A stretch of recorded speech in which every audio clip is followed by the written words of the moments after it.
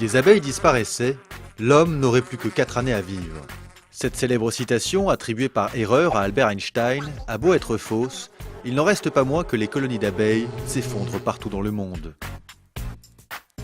Depuis quelques années, le taux de mortalité des abeilles domestiques atteint fréquemment les 30% par an aux États-Unis. Et en 2013, ce taux dépassait les 20% dans de nombreux pays d'Europe du Nord. Les butineuses domestiques ne sont pas les seules victimes de ce phénomène mondial. Nombre d'insectes pollinisateurs sauvages, comme le bourdon, l'abeille sauvage ou certains papillons, sont également en danger.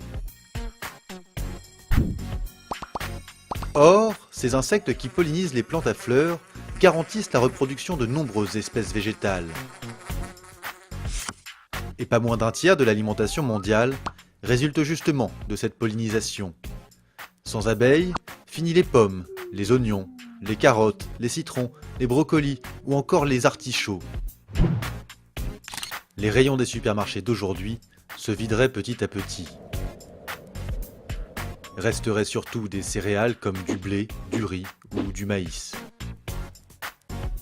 Le rôle de la pollinisation est d'ailleurs si crucial que sa valeur monétaire est estimée à 153 milliards d'euros par an dans le monde. Une fortune équivalent au PIB du Portugal ou de l'Irlande. Mais alors, comment expliquer une telle hécatombe ? Chercheurs et apiculteurs évoquent une combinaison de facteurs. Premier sur le banc des accusés, les pesticides et engrais, et en particulier les néonicotinoïdes, les insecticides les plus utilisés au monde. On en retrouve dans des dizaines de produits tels que le cruiser, le gaucho ou le poncho, tous fabriqués par des géants de l'agrochimie.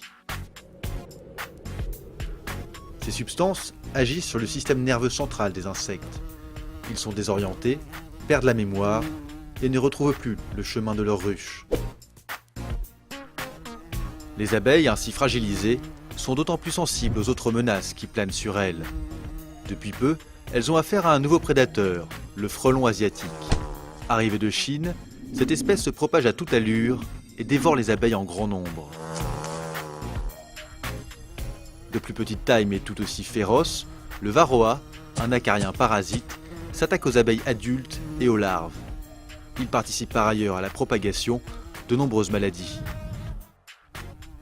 Citons enfin le nosema, un champignon microscopique qui affecte le tube digestif des abeilles. Mais malgré leur nombre, les prédateurs acariens et autres parasites restent bien moins nocifs que les pesticides. Alors pour tenter d'enrayer le déclin des butineuses, la Commission européenne a interdit l'utilisation de 4 dangereuses substances entre fin 2013 et fin 2015. Mais ces décisions des pouvoirs publics sont encore bien timides. Cette interdiction, par exemple, ne concerne que l'Europe, et les néonicotinoïdes sont encore largement utilisés partout dans le monde. Pourtant, il y a urgence, car dans certains cas extrêmes, comme en Chine par exemple, le déclin des abeilles est si important que les hommes se substituent déjà aux insectes en pollinisant les vergers à la main.